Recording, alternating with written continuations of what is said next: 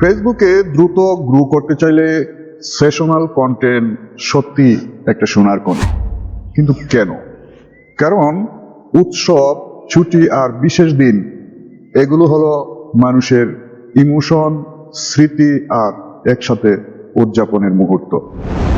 আপনি যখন উৎসব বা বিশেষ দিনের কন্টেন্ট বানান, অডিয়েন্স শুধু দেখেই না, ফিল করে, আর এঙ্গেজমেন্ট বাড়ে ঝড়ের মতো।